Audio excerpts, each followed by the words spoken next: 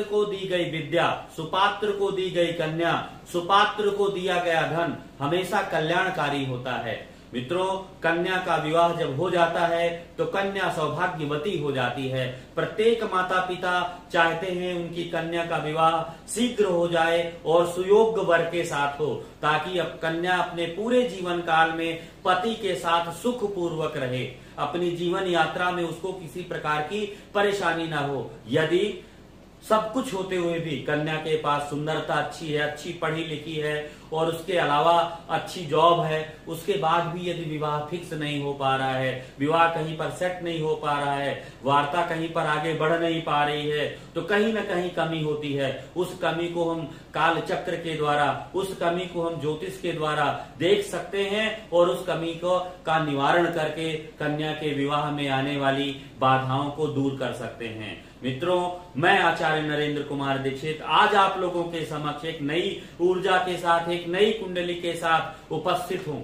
आज की कुंडली से आपको समझाएंगे कन्या का विवाह विलंब से क्यों होता है, कन्या का पति कैसा होगा, कन्या का वैवाहिक जीवन कैसा होगा। आज इन्हीं सभी विषयों पर मैं अपना प्रकाश डालूंगा। सर्वप्रथम माता भगवती को प्रणाम करते हुए, परम पूज्य गुरुदेव को प्रणाम करते हुए आज की इस कुंडली का प्रारंभ कर रहा हूं। ये कन्या की कुंडली है। 26 अक्टूबर 1989 का जन्म है। 21:40 रोहतक का जन्म है। ये कन्या अच्छी इंजीनियरिंग है, इंजीनियर में अच्छे पोस्ट पर है और इसकी जो शिक्षा दीक्षा है बड़ी उच्च हुई है और इस समय इंजीनियर है और एक अच्छे पद पर कार्यरत है, काफी अच्छा पैसा कमाती है। तो अब देखेंगे कन्या में क्या योग है। स्त्री की कुंडली देखते समय शुक्र को देखिए और लग्नेश को देखिए। शुक्र कहाँ बैठा है? वृश्चिक राशि पर बैठा है और किसके त्रिकोण में बैठा है? केतु के त्रिकोण में बैठा है। शुक्र जब भी केतु के त्रिकोण में आता है तो विलंब करता है। शुक्र का संबंध जब भी राहु केतु से होगा तो विवाह में विलंब होता है। पहला पॉइंट आप लोग नोट करिए। दूसरी बात देखिए, जिसकी कुंडली में 7वें भाव का स्वामी 8वें भाव के स्वामी से संबद्ध होगा तो विवाह में विलंब होगा। दूसरा पॉइंट नोट करिए। तीसरा पॉइंट है, शनि जिसकी कुंडली में 7वें भाव पर बैठा होगा उसके जीवन में भी विवाह में विलंब होगा, चाहे स्त्री हो या पुरुष हो। इस कुंडली में देखिएगा शुक्र क्या है? 6ठे भाव पर बैठा है। कोई भी ग्रह 6, 8, 12 भाव पर बैठता है वो ग्रह अपनी नैसर्गिक ताकत को खो देता है, उसके अंदर के बल कमजोर होता है। वृश्चिक राशि में 6ठे भाव में बैठा हुआ शुक्र बहुत कल्याणकारी नहीं होता है, शुभ परिणाम नहीं देता है, यहाँ पर अशुभ परिणाम दे रहा है। शुक्र के पास केतु का प्रभाव है। केतु चाहता है शुक्र की शादी मंगल से ना हो। केतु क्या है? रुकावट है। केतु एक ऐसी ऊर्जा है जो व्यक्ति को संसारिक बंधन से बंधने नहीं देती है, उसके जीवन में रुकावट देती है। ये रुकावट का कारक ही तो केतु है, यही तो संन्यास है, यही तो मोक्ष है। वो चाहता है कि भौतिक जीवन में आप प्रवेश ना करें, भौतिक जीवन में लिप्त ना रहें। भौतिक जीवन में व्यक्ति को नाना प्रकार के कष्ट देता है और अंत में कहता है कि अध्यात्म की ओर चलो, तो संन्यास की ओर चलो। तो इस कुंडली में शुक्र अध्यात्म भी होता है। कन्या आध्यात्मिक होगी, आध्यात्मिक गुणों की होगी, लेकिन शुक्र का संबंध यदि केतु और राहु से होगा इसका मतलब है विवाह में विलंब होगा। 7वें भाव का स्वामी इस कुंडली में देखिएगा गुरु है जो लग्न पर बैठा है और 8वें भाव का स्वामी शनि है जो 7म भाव पर बैठा है। गुरु शनि का संबंध है, 7वें भाव और 8वें भाव का संबंध है। विवाह में विलंब होगा। पति के जीवन में भी पति से मिलने वाले सुख में भी कमी आएगी यदि 7वें भाव का स्वामी और 8वें भाव का स्वामी एक साथ बैठा है। अब ये लड़की इंजीनियर है, अच्छे पद पर है, पैसा अच्छा है, नेम फेम अच्छा है, अच्छे पद पर इंजीनियर है। इंजीनियर बनने के लिए मंगल टेक्निकल का कारक होता है, शनि कर्म का कारक होता है। मंगल का शनि से संबंध बन जाए या कोई ऐसी लिंक बन जाए दोनों की तो भी योग बन सकता है। गुरु को देखिए, गुरु का संबंध शनि से बन रहा है, गुरु का संबंध मंगल और सूर्य से बन रहा है, तो ये लिंक बन रही है। शनि, मंगल और गुरु, सूर्य आपस में एक दूसरे से कनेक्ट हो रहे हैं। इस लिंक के कारण ये लड़की इंजीनियरिंग पद पर, अच्छे पद पर कार्य कर रही है। काफी अच्छा पैकेज है इनका। अब देखिएगा इसका जो पिता था वो बैंक में था अब पिता की और बैंक में थे और अच्छे और बैंक में इस समय रिटायर्ड है। तो पिता को देखेंगे, सूर्य पिता का कारक है, सूर्य मंगल और गुरु के साथ बैठा है। तो सूर्य मंगल गुरु का योग जो होता है वो धर्म का महाप्रताप योग होता है। सूर्य पिता महाप्रताप योग में बैठा है, महाप्रताप योग में बैठने के कारण सूर्य की ताकत बढ़ गई।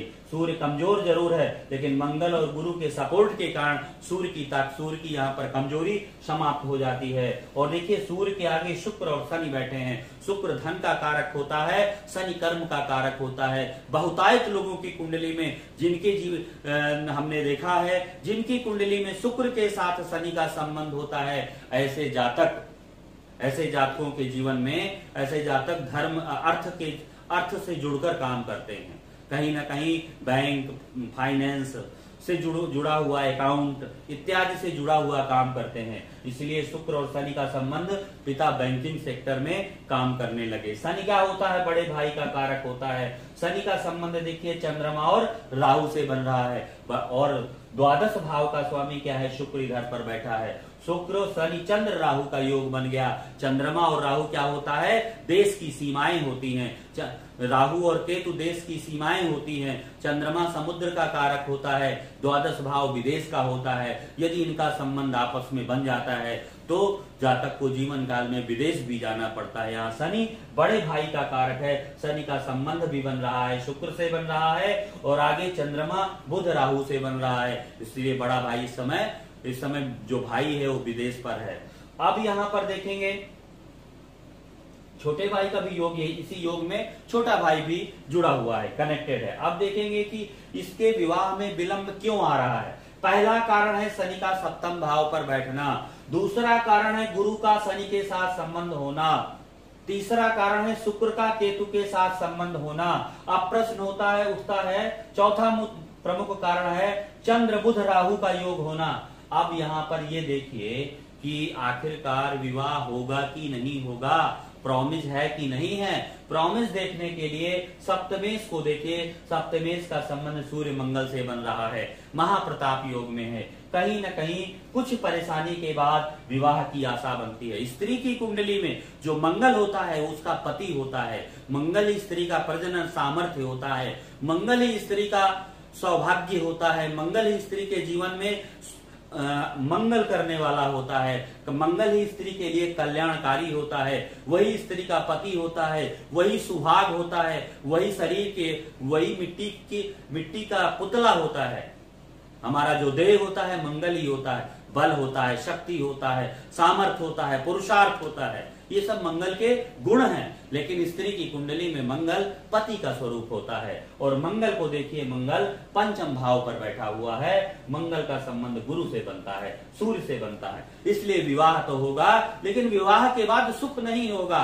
कारण देखिए, केतु का संबंध शुक्र से बन रहा है। मंगल और शुक्र, मंगल पति, शुक्र पत्नी, और बीच में केतु की विच्छेदात्मक दृष्टि। पति पत्नी के बीच में एक केतु रूपी दीवार है, जिसकी वजह से विवाह के बाद भी से पूर्ण सुख नहीं मिलेगा।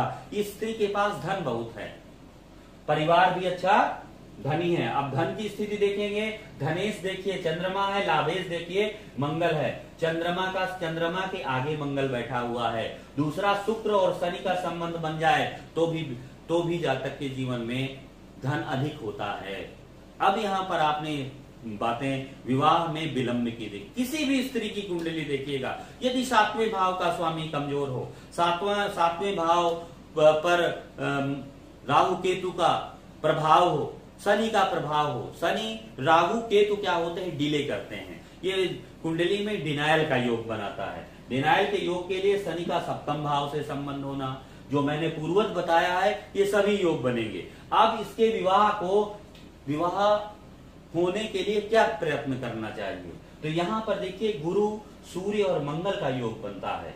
गुरु सूर्य मंगल का मतलब धर्म महाप्रताप योग है। पति इसका अच्छा पढ़ा लिखा सुयोग्य होगा, इसका पति बड़ा तेजस्वी होगा, अच्छी पोस्ट पर काम करने वाला होगा, और पति के पास धन, मान, सम्मान, मर्यादा सब कुछ होगी।